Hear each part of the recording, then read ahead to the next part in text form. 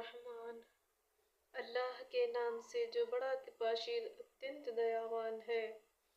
रहमान ने कुरान सिखाया, उसी ने मनुष्य को पैदा किया, उसे बोलना सिखाया।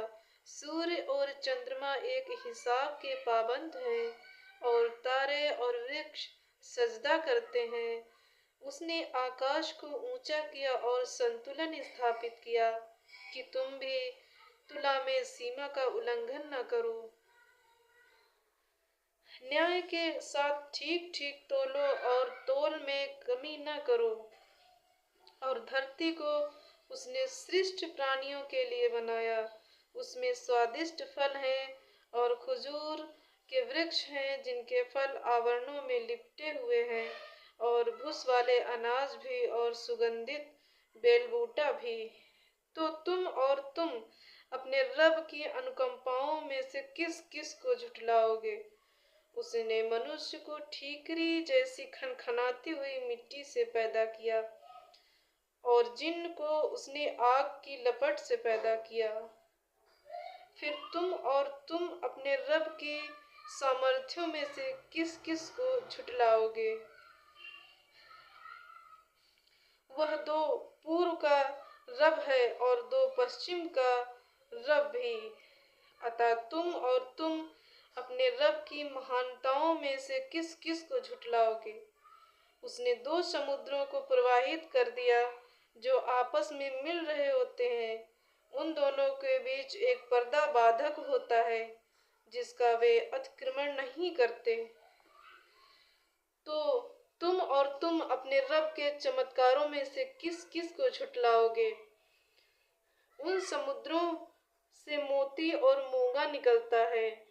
अतः तुम अपने रब के चमत्कारों में से किस किस को झुठलाओगे? उसी के अधिकार में है समुद्र में पहाड़ों की तरह उठते हुए जहाज। तो तुम अपने रब की अनुकंपाओं में से किस किस को झुठलाओगे? प्रत्येक को भी इस धरती पर है नाशवान है। प्रत्येक जो भी इस धरती पर है नाशवान है, किंतु तुम्हारे रब का प्रतापवान और उदार स्वरूप शेष रहने वाला है। अतः तुम अपने रब के चमत्कारों में से किस किस को झुठलाओगे? आकाशों और धरती में जो भी है उसी से मांगता है, उसकी नित्य नई शान है। अतः तुम अपने रब की अनुकंपाओं में से किस किस को झुठलाओगे? ऐ तुम जो भारी हो, शीघ्र ही हम तुम्हारे लिए निवृत्त हुए जाते हैं। अतः तुम अपने रब की अनुकंपाओं में से किस किस को झुठलाओगे? ऐ जिन्नों और मनुष्यों के गिरोह, यदि तुम्हें से हो सके कि आकाशों और धरती की सीमाओं को पार कर सको तो पार कर जाओ। तुम कदापि पार नहीं कर सकते बिना अधिकार शक्ति के। अतः तुम अपने रब की सामर्थ्यों में से किस किस को झुठलाओगे?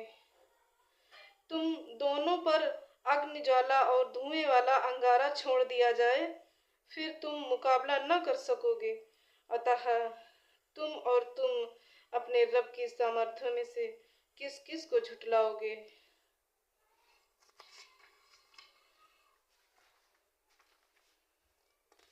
फिर जब आकाश फट जाएगा और लाल चमड़े की तरह लाल हो जाएगा, अतः तुम अपने रब के चमत्कारों में से किस किस को झुठलाओगे? फिर उस दिन न किसी मनुष्य से उसके गुनाह के विषय में पूछा जाएगा और न किसी जिन्न ही से। अतः तुम अपने रब के चमत्कारों में से किस किस को झुठलाओगे?